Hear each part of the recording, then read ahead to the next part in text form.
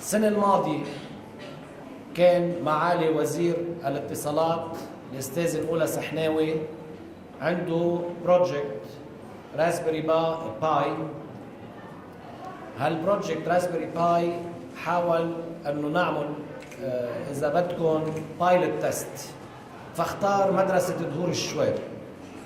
المشروع الأول كان تقدمة من مؤسسة منى سحناوي اللي هي بتكون والدته فاونديشن، وقدموا لنا أول مشروع من هالكمبيوتر اللي حجمه مثل ما بتشوفوا قد حجم التليفون.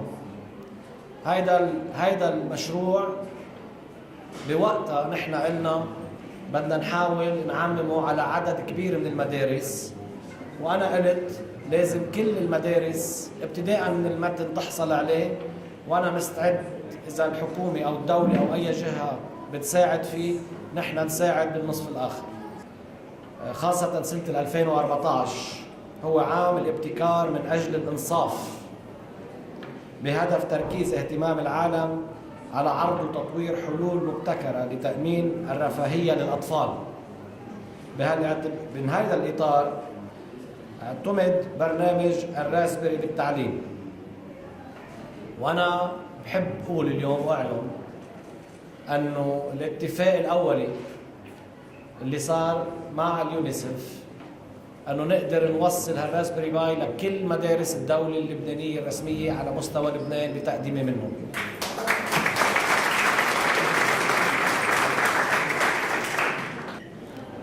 You are a model for not only Lebanon, not only the Middle East, but for the world. And if I am here today, it is because not only am I the founding president of the Global Telecom Women's Network, which was created 22 years ago to bring about the changing culture of communications from generation to generation. I'm also here at the special request of the founders of Raspberry Pi, Dr. Herman Hauser, the president and founder of ARM Holdings, which makes the processors at cost to the Raspberry Pi, Jack Lang, the head of the computer lab at Cambridge University, Eben Upton, the CEO of Raspberry Pi. Everybody in the world is truly looking at this experiment, and we are so thrilled that it is taking place and that it is going forward.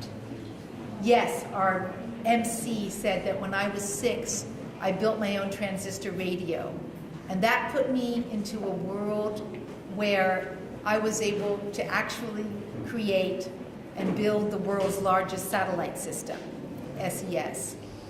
My feeling is that if we can get computers and if kids can learn how to program and to code at an early age, that they will go and that they will build amazing things that we don't even know and that we cannot even imagine. My mother was an immigrant in the United States. My father was very, very poor, but they both lived the American dream through education. And they gave their 4 children, 2 boys and 2 girls, education.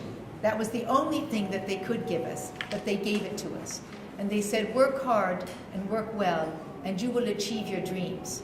So I believe very much in education, Mr. Minister and Madame Principal. When I came to the school in September, we were supposed to have the Raspberry Pi Foundation deliver the first training. That was the agreement with the ministry. For some reason and for the situation, it was postponed, it was canceled. It didn't happen. My second visit there, I want that to work. How does that work? She didn't put pressure on the teachers, but she enabled them to try out. She said, how can you support them? How can you make that happen? I wanted to make it happen.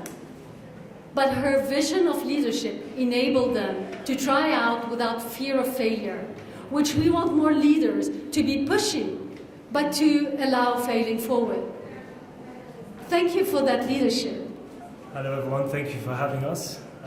It's fantastic to see a school like this embracing the Raspberry Pi. I've seen how the Raspberry Pi has flourished in other countries like the UK, and I really think Lebanon is really ahead of the curve in this regard. The pilot that's happened here in Dhour Shoueir is amazing for us to see. We embrace innovations in education.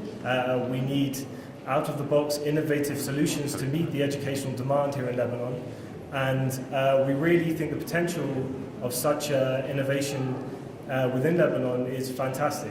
Eliane and her team have done a wonderful job in bringing the innovation here, and we'd like to see where next we can go. Thank you. And the next thing that I'd like to speak about is a different way, and that's why it's so important, of teaching and introducing coding in school.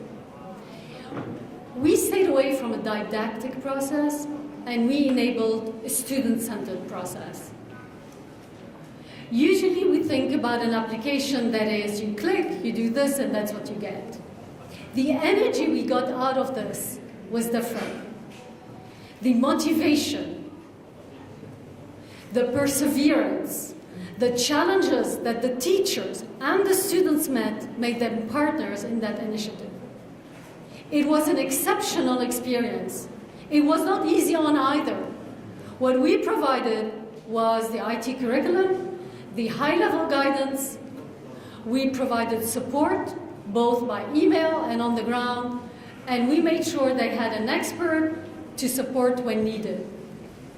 But they made it happen, and it was not didactic. And what we see here is an opportunity to introduce coding that is cost-effective and different to transform learning. We do not want to fall into the old model of teaching skills without transforming and empowering the learner and bringing that education. And that was possible.